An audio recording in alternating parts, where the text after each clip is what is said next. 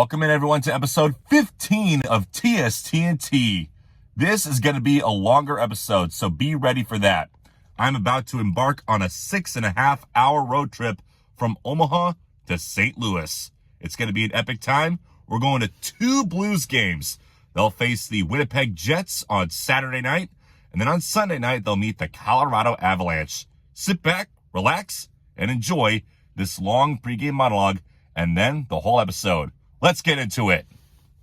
Welcome to the Lou. This place is like a second home to me. Anytime I come here, I've always had a great time. I'm hoping for more good memories as we show off these next 2 episodes. First, we'll begin with the Blues. The St. Louis Blues first came onto the scene in 1967 when the NHL first expanded beyond the original 6. The team is named after the W.C. Handy song St. Louis Blues, which was first published in 1914. He was one of the most influential blues musicians of his time and is known as the father of the blues. St. Louis also has a long and storied history of blues music. The National Blues Museum is here, and the logo is a blue music note for a reason. Now, the city had been eager to bring in an NHL franchise because they had hosted various minor league teams in their home building, the St. Louis Arena. The Chicago Blackhawks, of all franchises, would swoop in and buy the arena. Back home, the Hawks were struggling to attract crowds, and they saw St. Louis as another market where they could play virtual home games and sell more tickets in the process. After Chicago's Stanley Cup win in 1961, however, Hawks began attracting fans once again in their home market, and St. Louis Arena wasn't useful to them any longer. Not to mention the building wasn't in very good shape, so the Hawks were itching to ditch St. Louis for good. However, they wanted to offload the facility and develop a rivalry with an NHL team St. Louis could call their own. So they lobbied the NHL to include St. Louis when the league was expanding, and the Lou was the last market to make the cut. Today, the Blues and Blackhawks are one of the NHL's premier rivalries, and it's pretty funny how it all worked out. Now, the Blues have one Stanley Cup that they won in 2019, and that whole season was one of the greatest stories I had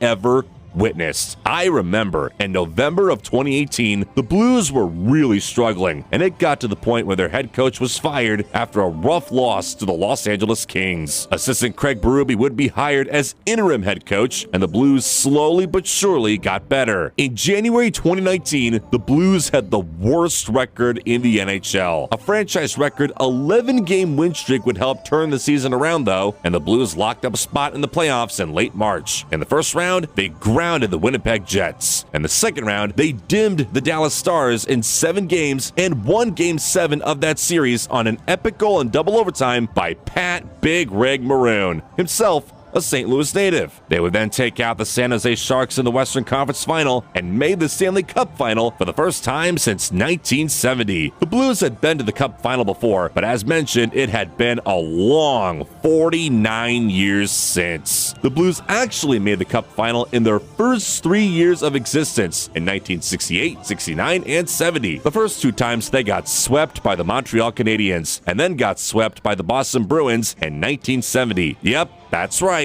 3 years of making the Cup Final. Not only could they not win a cup, they couldn't even win a single game. The Blues and Bruins, however, would rematch in the 2019 Cup, and it was an epic series that went to 7 games. In Game 2, the Blues finally won a Stanley Cup final game on an overtime goal by Carl Gunnarsson. The Blues would take Game 7 in Boston by a score of 4-1, and the oldest franchise in the NHL that had never won the Cup finally brought Lord Stanley home. It was the greatest season turnaround I had ever seen. From being the worst team in the NHL to winning the ultimate prize in just a few short months, it's simply incredible. Not even Disney could have written a better script. Now let's talk about the arena, the Enterprise Center. The building first opened in 1994 as the Kiel Center, named after former St. Louis Mayor Henry Kiel. The arena can hold over 18K for hockey and up to 22K for basketball and concerts. The space on which the place sits was also another indoor arena called the Kiel Auditorium, and it hosted St. Louis University basketball and the NBA in the form of the St. Louis Hawks from 1955 to 68 until they relocated to where they are now in Atlanta. So that building never hosted the Blues. In 1992, the building was demolished to make way for the current place, which would be a much more modern, NHL-ready arena. It was the Kiel Center until 2000, when it was renamed Savvis Center. Then in 2006, it was renamed Scott Trade Center. Then in 2018, it took its current name, the Enterprise Center. These name changes can be kind of overwhelming, can't they? The name of the building has changed so often that the metro stop nearby has just called itself the Civic Center Station, so it doesn't have to keep up with the changes. The place was built to be the new main sports and entertainment venue in the city. It would be built with the NHL in mind and would also attract major concerts and other events to the city. The arena was also necessary to make sure the Blues stayed in the Lou after they came very close to leaving for Saskatoon in Canada in the 1980s. Today, the city and the Blues co-run the Enterprise Center. One more note, annually, the building hosts 2 basketball events. One of them is near and dear to my heart, a tournament I grew up watching and even attended a couple of times. Arch Madness, the Missouri Valley Conference men's basketball tournament. When Creighton was in the Valley, Jays fans would take over St. Louis year after year. To this date, Creighton has won Arch Madness 12 times, and it's now been 12 years since Creighton left the Valley. The next closest, as of this recording, are Southern Illinois and Northern Iowa, who have both only won it 5 times. Yeah,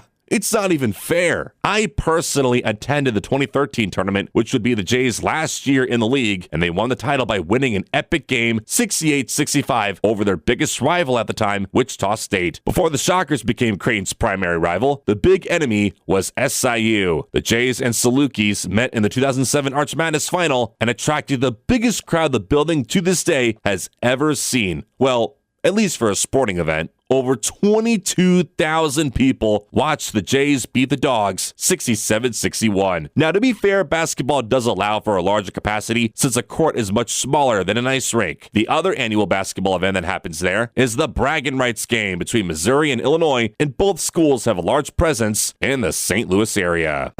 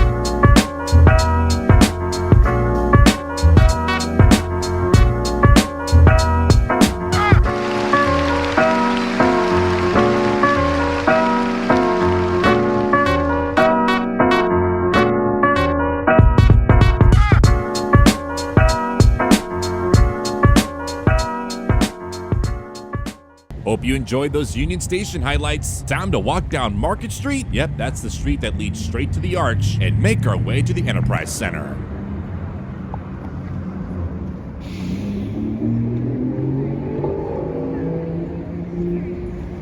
Before we walk in, we gotta take a moment to highlight the statues. There are 3 of them just outside the front door of the building. Here's Al McInnes. This dude had a mean slap shot. You could probably already tell that given the way his stick is raised. Today, he works in the Blues front office. Here's Bernie Federko. This guy got inducted into the Hockey Hall of Fame in 2002 and was the first player in franchise history to be inducted into the Hockey Hall of Fame primarily as a Blue. Today, he's a TV color analyst for the team. And then there's this guy, Brett Hull. Maybe the most decorated player in franchise history. Dude scored over 700 goals. One of the NHL's all-time greatest goal scorers. Today, he's an executive vice president for the Blues. Okay, one last note before we walk inside. Sorry to keep you waiting, but this building is playing host to the 2025 NCAA Men's Frozen Four. This, of course, is college hockey's version of the Final Four. The NCAA gives its most premier events to the best venues in the country. And now, we're gonna finally walk inside, and you're gonna see why. This place is awesome. Let's take in our first look from the seat.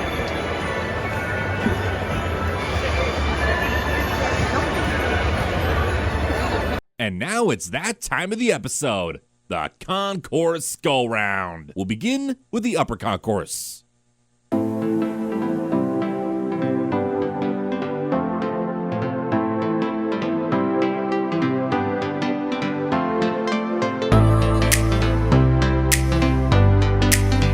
Here's a view from the Blues fan deck, and right up there in section 328 is the organist perch. You all know I'm a sucker for organists, and you guys are in for a treat. We'll talk about him later on.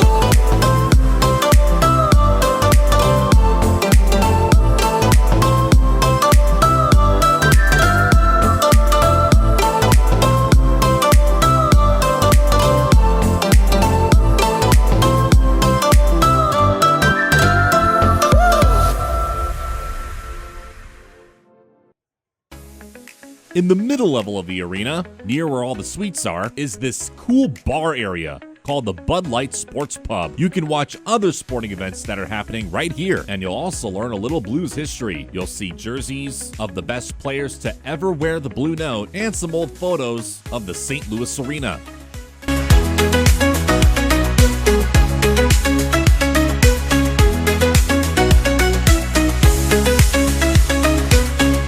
Now let's make our way downstairs to check out the lower concourse. One neat thing that you'll find here is there's a stage. Fans often play on that stage every pregame. I mean, the team is only named after a music genre, so why not have a little live music?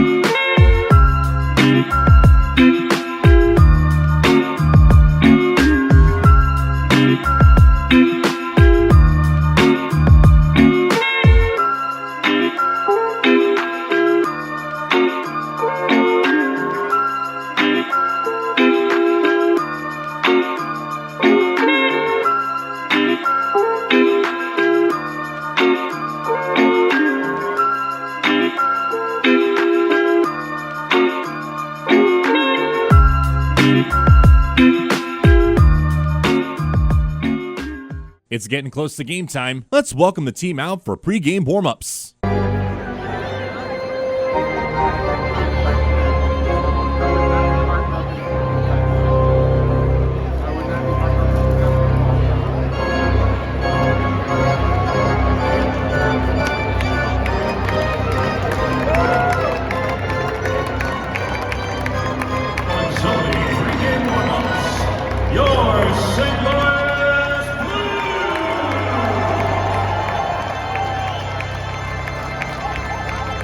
Now let's watch the pregame introduction show. They love players playing, so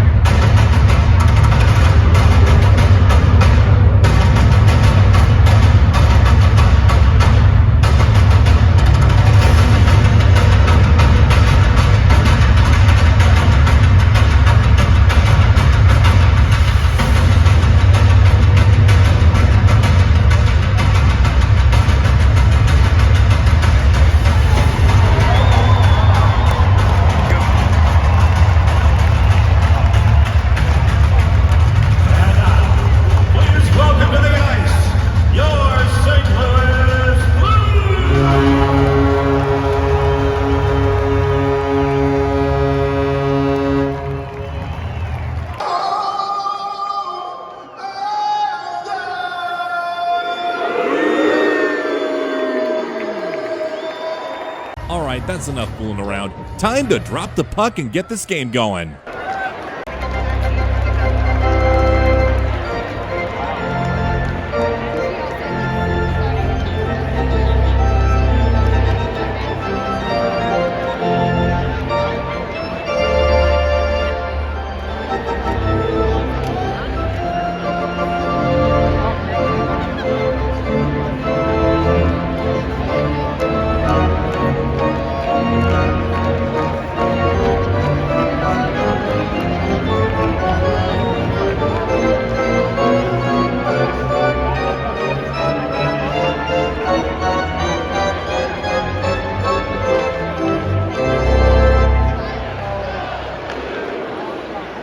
Pausing from the game action for just a moment, I want to take a moment to shout out the Blue Crew. In addition to being a sucker for organists, I'm also a sucker for cheer squads. They do a great job entertaining the fans, cleaning up the ice, helping out with promotions, and just making sure everyone has a good time. I managed to get a photo with a couple of them. Shout out to Belle and Lauren, who were very fun to chat with before the game, and they do a great job of repping the Blues. Cheer squads like the Blue Crew are especially important for younger fans. Outside of games, the Blue Crew often shows up at community events, birthday parties, and a lot more. Just all around first-class people.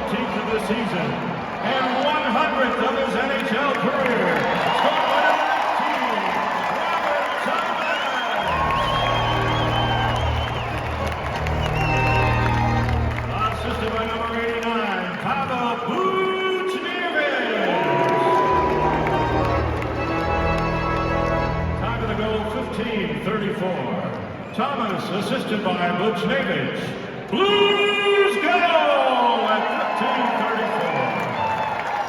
Towel man up there.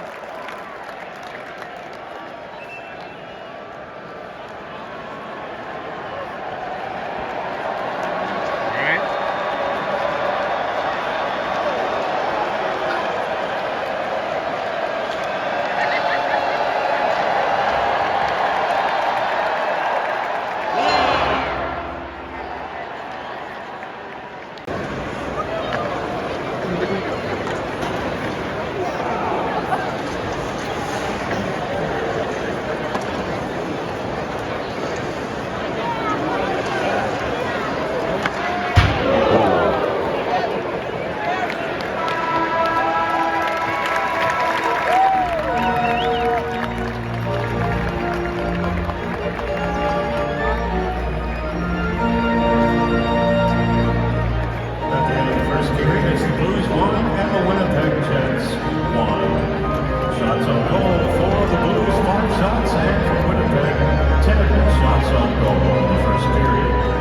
First period stats are brought to you by Whitfleet.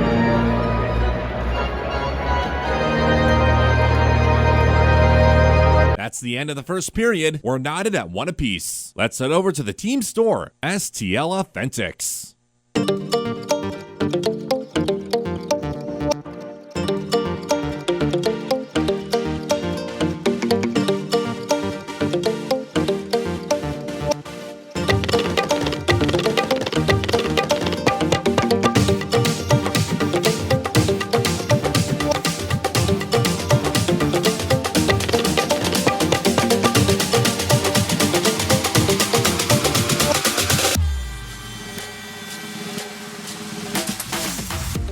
In the end, I walked out with some more gifts for my nephew. I got me here an inflatable hockey stick along with a ball, and we're adding to his Beanie Baby collection with Louie. I genuinely have no idea how the Blues came up with a bear to be their mascot, but he is lovable and cuddly, and I'm sure he's a musical kind of bear, so it's cool. To shoot to win, get your unit to local Genesis dealer and sign up today.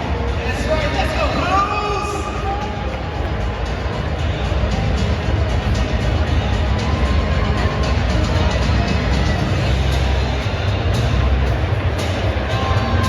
Now we're gonna make our way to the Steve's Hot Dog concession stand and get ourselves the Blue Note Dog. Let's try it out. All right, this here is the Blue Note Dog. It's got mac and cheese on it. We got some other cheeses on it, I think, as well.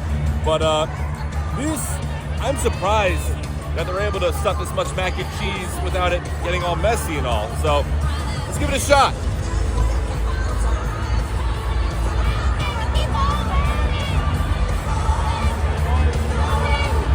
Good.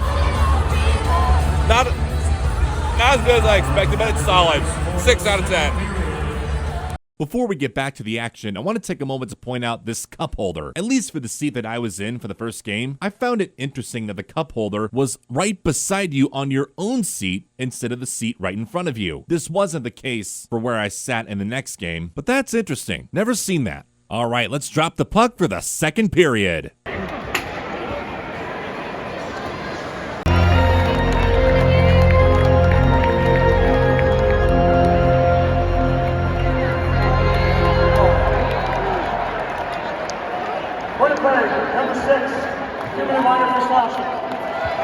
Winnipeg has been called for a penalty. Time for the Blues to go on the power play.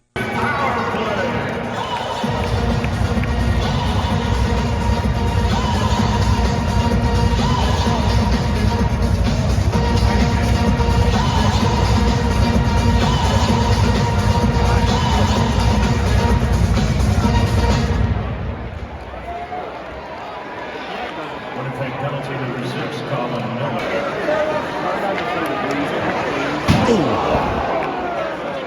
Stay with it, stay with it.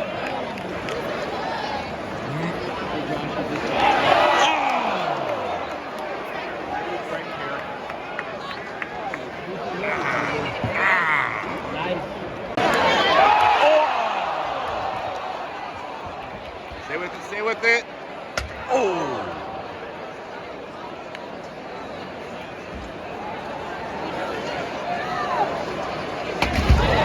The Blues had several good chances. Unfortunately, they couldn't cash in on the man advantage.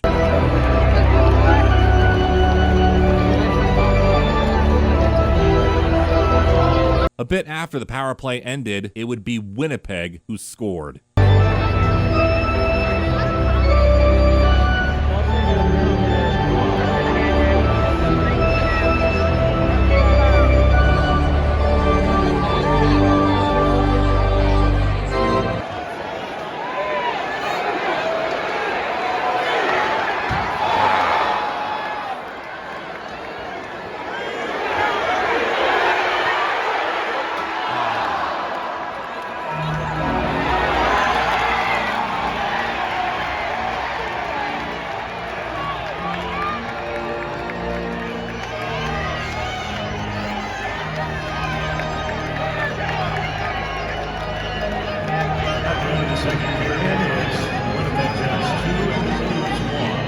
That's it for period number 2. We're going to go ahead and jump straight into the third.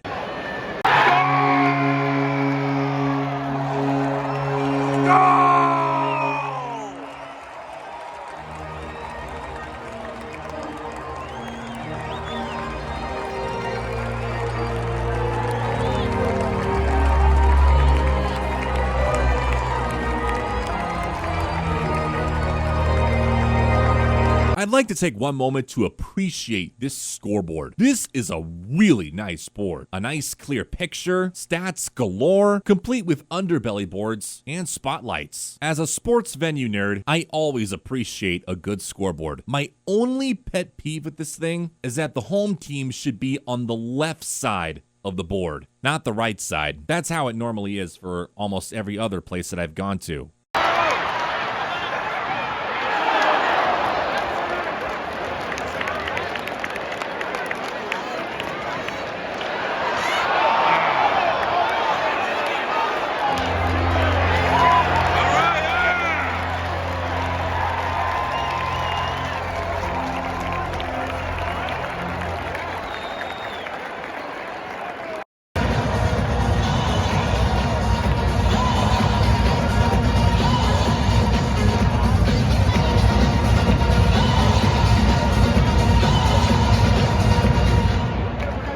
Winnipeg,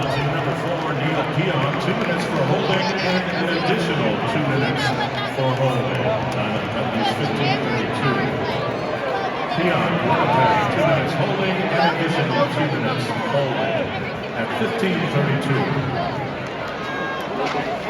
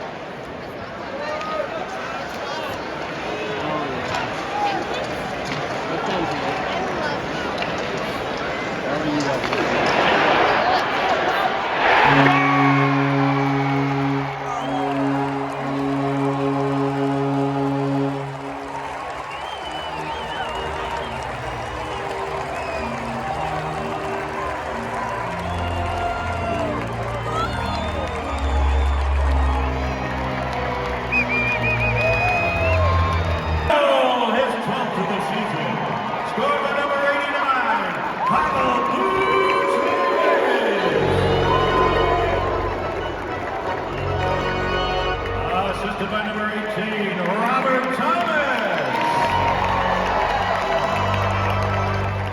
Power play goal at 17-10. Butch Navich, assisted by Thomas. Blues power play goal at 17-10. That's another $500 from Atlanta, Missouri to help kids reach their goals. Yeah, come in.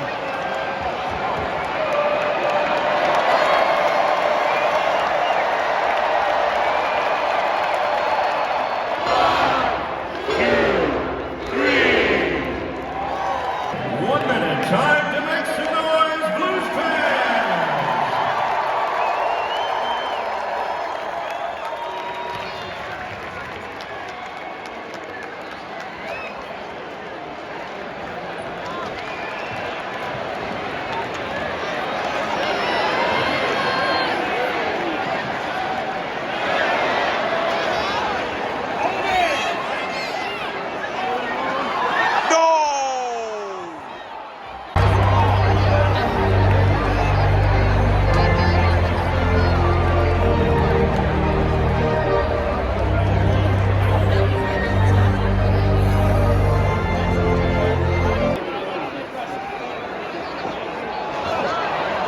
Stay with it, yeah.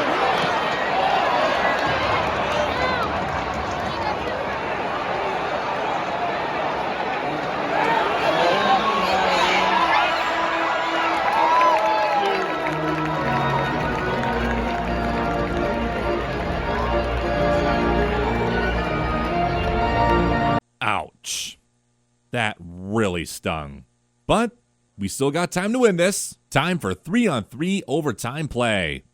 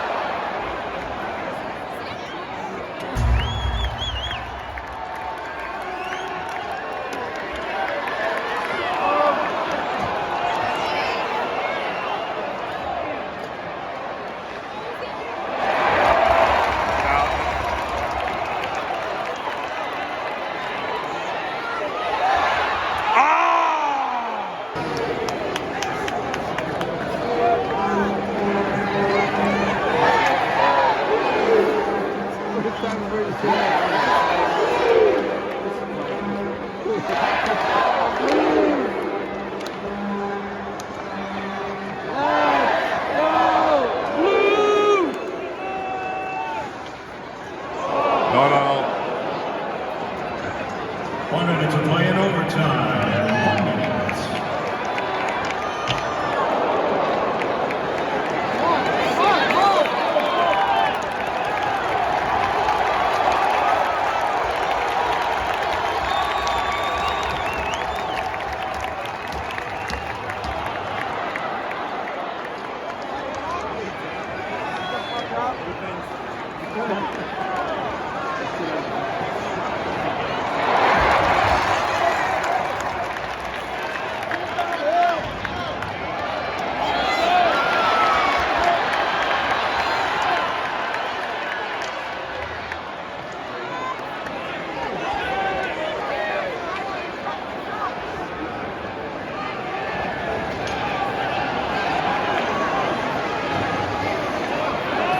Well, we're going to have to settle this thing in a shootout. I had never before seen a shootout in person at an NHL game. Let's see how this goes.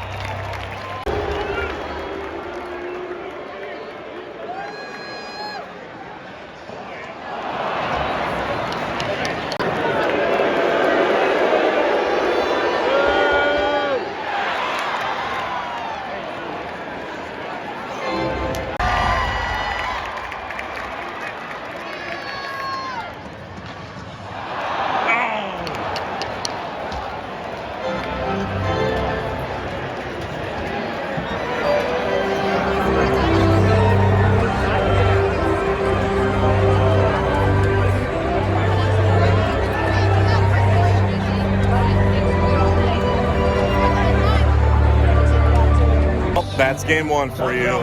Absolute heartbreaker. Final score, Winnipeg 4, St. Louis 3 in a shootout. But fear not, we're not done yet. We'll be back here tomorrow. Let's hope the Blues get a win against Colorado. Stay tuned. Damn, that was painful.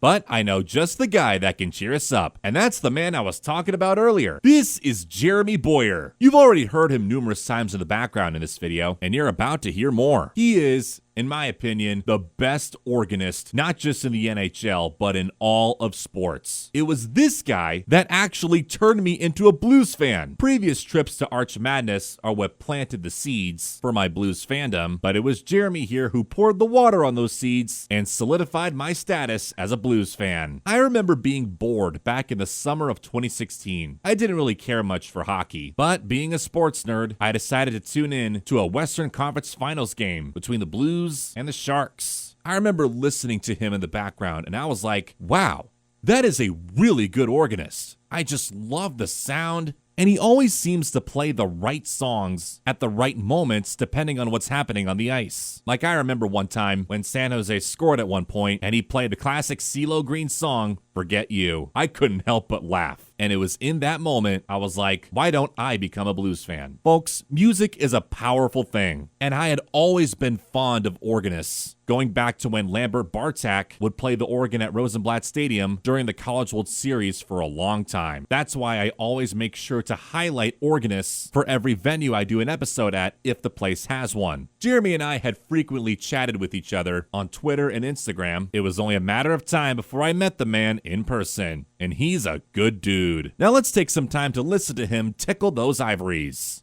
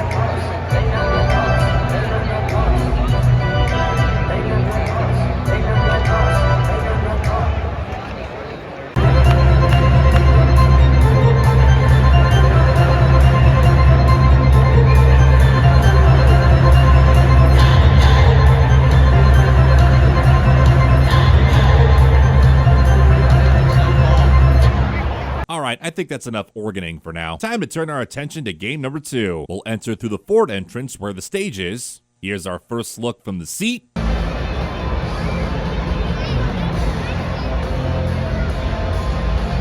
Now let's head back to the concession stand to get ourselves some beer and food. No trip to St. Louis is ever complete without some toasted ravioli. You get that and a Budweiser? That's about as St. Louis as one can get. I wanted to get something a little more local for the beer. More on that in a moment, but I guess Budweiser could be considered a local beer here. After all, this is the home of Anheuser-Busch. Got here a Budweiser and toasted ravioli. This is about as St. Louis as it gets. Let's give it a shot.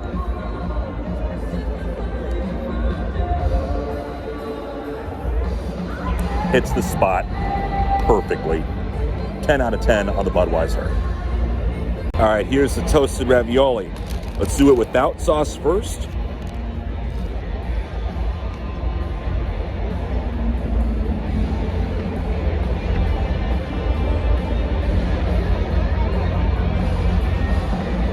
A little crunchy.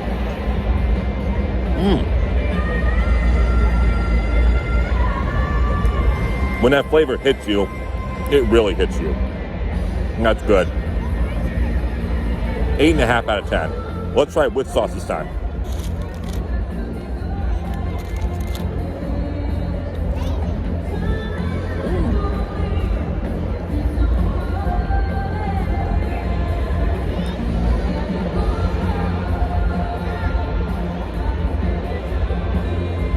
That marinara sauce instantly makes it better.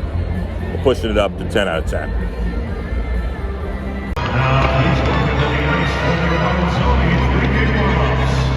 Your St. Louis Blues!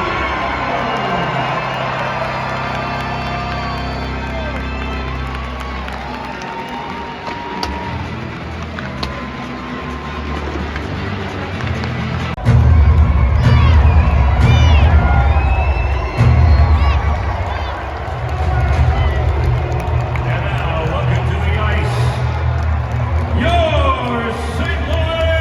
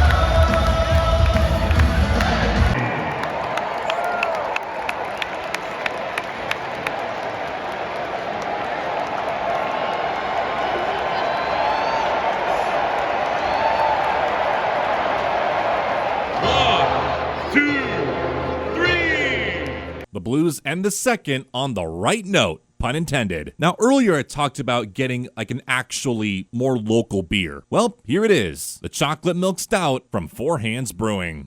All right, I've got a chocolate milk stout from the Brews from the Lou stand. This seems interesting. I mean, I saw the word chocolate. You know me, I'm a chocoholic, and I was instantly hooked. So let's give it a shot. All right, and that's 45 seconds. You did amazing, guys. Give it up for Brayden.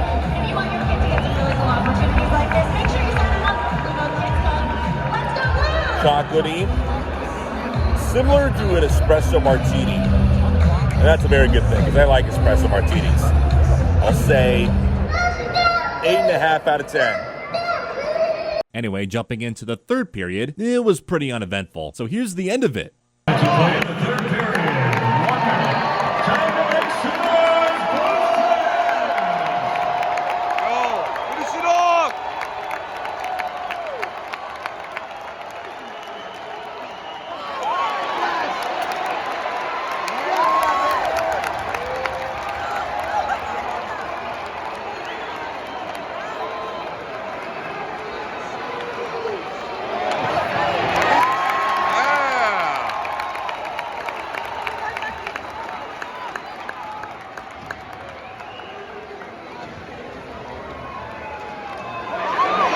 Push it. Put it. Hit it.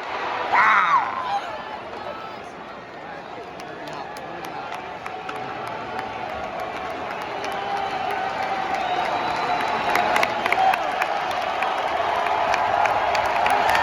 We got it. It's over. It's done. Goodbye. Blues win.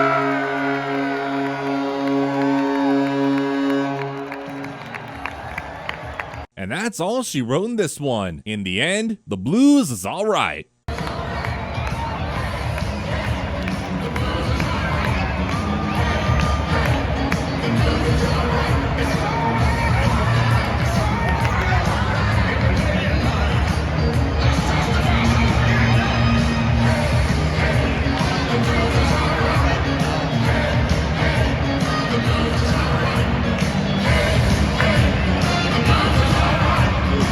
Let's check out who won 3 stars of the game, and then later on, Jeremy will play us out, PA announcer Tom Calhoun will give his signature sign-off, and then the goal horn will blast us out of here. One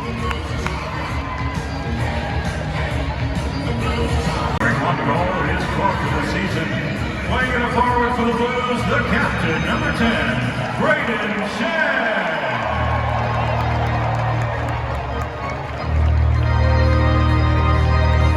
Tonight's second star, bringing the energy, playing in a forward for the Blues, number 26, Nathan Walker.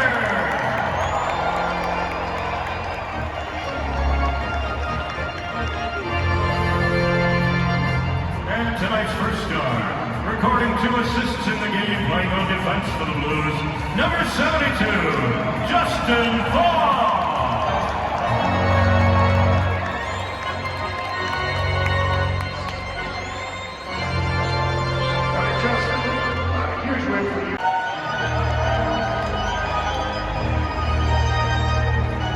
Since the Blues won tonight, you can go to any St. Louis area Wendy's location and claim your free Frosty. When the Blues win, you win. On behalf of Enterprise Center and the St. Louis Blues, we thank you for your attendance at tonight's game. We hope you'll join us for our next home game. That's this coming Tuesday, February 25th. A 7 p.m. puck drop as the Blues welcome the Seattle Kraken to St. Louis. Tom Calhoun speaking for the St. Louis Blues and Enterprise Center saying good night. Please drive home safely, and let's go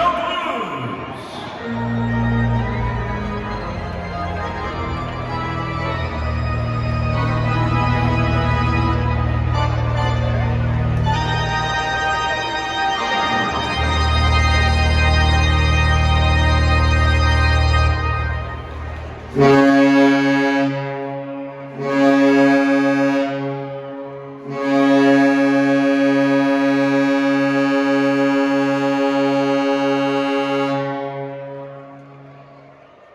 final from Enterprise Center.